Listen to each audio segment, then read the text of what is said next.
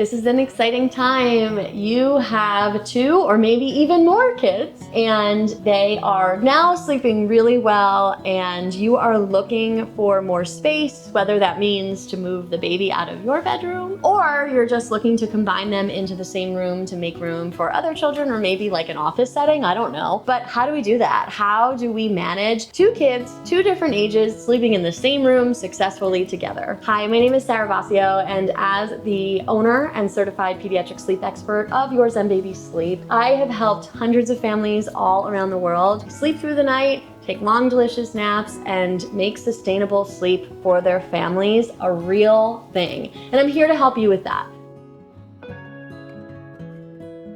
So let's get right into it. How are you going to get your children to room share together successfully? So the first thing that I want to stress with the utmost importance, please, is that both children are independent sleepers. So you have both children who are falling asleep on their own completely from an awake state and are sleeping completely through the night without needing you. Obviously with the normal exceptions like sickness or a bad dream every once in a while, but for the most part, you're getting solid night's sleep and they're waking up at a generally appropriate time, sometime between 6 and 7 a.m. But why is that important? Well, here's the thing. If you have a really independent sleeper and then a not so great sleeper, we can inadvertently reinforce or continue to create not the best sleep habits for the weaker sleeper because we don't want them waking up our good sleeper, right? So oftentimes I have families come to me and say, like, I run in the second that my youngest cries because I don't want them waking up my oldest because I don't want to be up in the middle of the night with 2 kids. So imagine what that's like if both of them are sharing the room and you're constantly in and out of that room trying to tend to one or the other. It's just not a good idea, and it's going to create more work for everybody in the family and more exhaustion, and I'm not all about that. We have established those healthy sleep habits. We know that they're really great and you're ready to make the leap. You've got your furniture ready and you're gonna go for it. You're gonna get them in the same room. I want you to start with the older sibling. I want you to sit down with them and have a one-on-one, have a family meeting with them and say, this is something really exciting. You get to share a room with your brother or your sister. And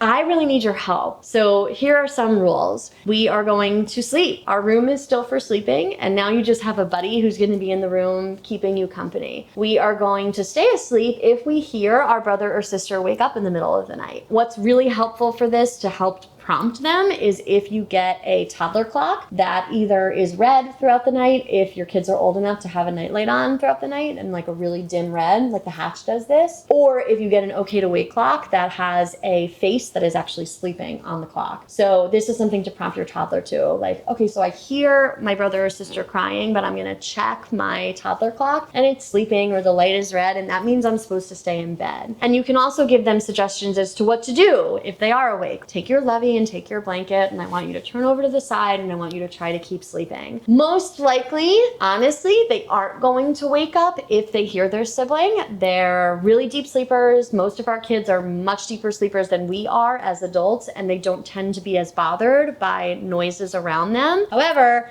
if they are a little bit of a lighter sleeper or you're worried about it, this is where the sound machine is key. So continue to use your white noise machine and place it in between the 2 beds, right? Like their bed and the crib, or the 2 beds if you're using it, or even underneath the bed if we're using a bunk bed type of sleeping situation. So that way we can make sure that we're muffling and muting any sounds around us to support the older sibling during their sleeping time. We have the older sibling in order. They know the rules, they know the expectations. They're going to be the helper. They're so excited to get a buddy in the room with them. Now, what do we do with the younger sibling? Obviously, this is dependent on age and if you're able to talk through it with them, if they're a little older, and give the same expectations to your toddler, for example. But if the younger sibling is a baby, what I want you to do is prioritize their bedtime first. It's much easier to get the baby in bed and sleeping and like ready to go because it's probably a faster bedtime. If they're a second child, you're probably not doing as much as you were with your first child during their bedtime. So it's a much easier like bath, pajamas, read a quick book, put them in bed and out of there. While you're doing the baby, or once the baby is in bed and putting themselves to sleep, you can move the bedtime routine for your older child outside of the room. So this is when you're gonna have really special connection time with them, one-on-one time with mom or dad in your bedroom, or maybe even the living room or the playroom. This is where you can read books, you can have, some chatting time, and it can be really special for them because they're not doing it in their bedroom, right? We're gonna make a big deal about that. And then when your older child is ready to go to bed, we are going to remind them every night, because they're probably gonna need multiple reminders, that we're gonna be quiet. We're going to be as quiet as possible because it's our job to stay quiet because our brother or sister is sleeping. You're gonna lead them into the room and you're gonna put them in their bed and you're gonna say goodnight. I'll see you in the morning. After listening to this, you can see why it's really important that your children are independent sleepers, because this whole situation would be a lot more challenging if you had to rock the baby to sleep for 30, 45, 50 minutes. And then if you had to lay down with your toddler to make sure they're asleep. And then if your baby's false starting, having the independent sleep practice and the really healthy sleep hygiene is only gonna work in your favor. So if you're not there yet, what I want you to do is consider sleep training. Doesn't mean cry it out. You can check out my other YouTube videos on how to sleep train your toddler or baby using time checks or the chair method. And this is gonna be something that I want you to establish first, and then come back to this video to understand how to get them into the same room together. Because they are independent sleepers, if they do wake up in the middle of the night, you tend to them, right?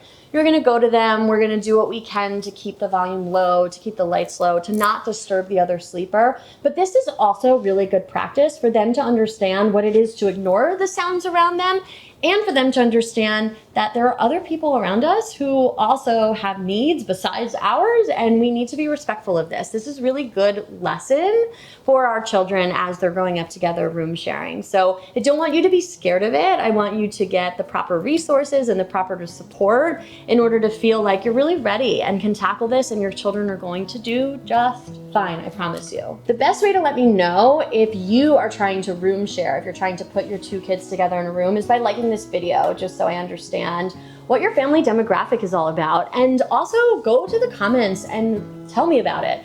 Have you tried this? Was it successful? Maybe you tried this and it was a disaster and you're a little hesitant to try it again, and maybe you want more support. And in that case, scroll up a little bit and look at the caption, because right up there is where I have my contact information.